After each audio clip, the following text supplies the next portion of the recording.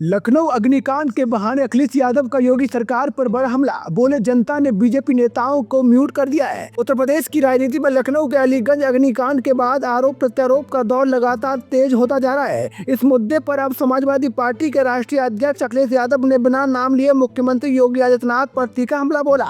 Social media platform x पर एक समाचार चैनल को वीडियो क्लिप साझा करते हुए अखिलेश यादव ने मुख्यमंत्री के व्यवहार, सरकार की कार्यशैली और अग्निकांड के बाद की कार्रवाई पर गंभीर सवाल उठाए हैं। अखिलेश यादव ने अपने पोस्ट की शुरुआत एक राजनीतिक टिप्पणी से करते हुए लिखा कि अब जनता बीजेपी नेताओं के भाषण सुनने के मूड में नहीं है। उन्होंने कहा कि जो लोग अब तक ये मानकर चल रहे थे कि कोई बेहद ईमानदार है, भ्रष्टाचार से दूर है, जनसेवा में निस्वार्थ भाव से लगा हुआ है और व्यक्तिगत लालच से परे है, उनका भ्रम अब पूरी तरह टूट चुका है। सपा प्रमुख का इशारा स्पष्ट रूप से मुख्यमंत्री योगी आदित्यनाथ की ओर माना जा रहा है।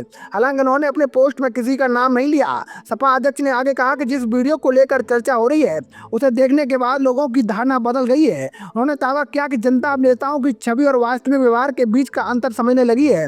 उनके अनुसार केवल भाषणों और प्रचार के आधार पर अब लोगों को प्रभावित करना आसान नहीं रह गया। अखिलेश यादव ने मुख्यमंत्री के कथित व्यवहार पर सबसे तीखा हमला उस समय कर दिया जब उन्होंने एक मां के दुख का उल्लेख किया।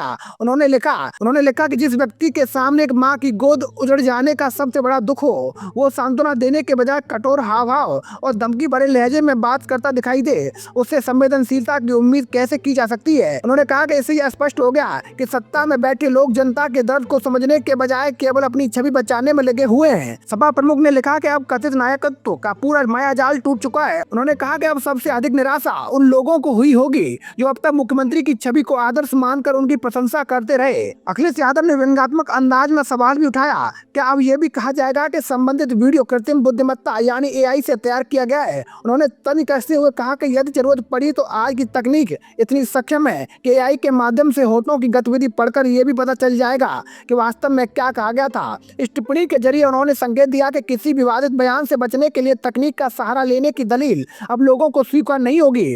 अखिलेश यादव ने आगे सरकार की कार्यशैली पर सवाल उठाते हुए कहा कि जिस व्यक्ति का अपने शब्दों और व्यवहार पर नियंत्रण नहीं हो, वो पूरे प्रदेश पर नियंत्रण की बात कैसे कर सकता है। उन्होंने ये भी कहा कि ऐसे व्यक्ति के लिए राष्ट्रीय राजनीति में आगे बढ़ने और दिल्ली की सत्ता के सपने देखना भी सवालों के घेरे में आता है। सिर्फ मुख्यमंत्री के व्यवहार ही नहीं बल्कि लखनऊ अग्निकांड के बाद सरकार द्वारा शुरू की गई कार्रवाई पर भी सपा प्रमुख ने कड़ी आपत्ति जताई। उन्होंने आरोप लगाया कि बीजेपी सरकार ने अब कोचिंग बंदी का माहौल बना दिया है। उन्होंने कहा कि सुरक्षा मानकों का पालन हर हाल में होना चाहिए, इस पर कोई समझौता नहीं किया जाना चाहिए। लेकिन सबसे बड़ा सवाल यह है कि पिछले 10 वर्षों तक सरकार क्या कर रही थी। अखिलेश यादव ने कहा कि यदि सुरक्षा मानकों की इतनी बड़ी चिंता थी तो पहले नियमित और निरीक्षण आवश्यक कार्रवाई क्यों नहीं की गई। उन्होंने आरोप लगाया कि अब हादसे के बाद सुरक्षा नियमों लाइसेंस की आड़ में करोड़ों रुपए की उगाही का नया खेल शुरू हो गया है।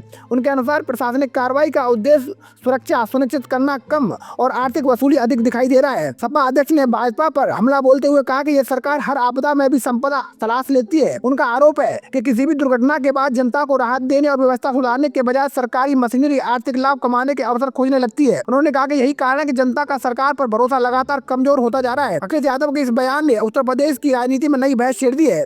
एक और उन्होंने मुख्यमंत्री के कथित व्यवहार को लेकर संवेदनशीलता का मुद्दा उठाया, वहीं दूसरी ओर अग्निकांड के बाद की प्रशासनिक कार्रवाई को भ्रष्टाचार और वसूली से जोड़ते हुए सरकार को कटघरे में खड़ा करने की कोशिश की। आने वाले दिनों में इस मुद्दे पर बीजेपी और समाजवादी पार्टी के बीच राजनीतिक बयानबाजी और तेज होने की संभावना है, क्योंकि दोनों दल इसे जनता के बीच बड़ा राजनीतिक मुद्दा बनाने की तैयारी में दिखाई दे रहे हैं। तो दोस्तों, मैं था आपका अपना मुकेश उपाध्याय। अगर आपको हमारी जानकारी अच्छी लगी हो तो कमेंट बॉक्स में जरूर बताइएगा। जय हिंद, जय भारत।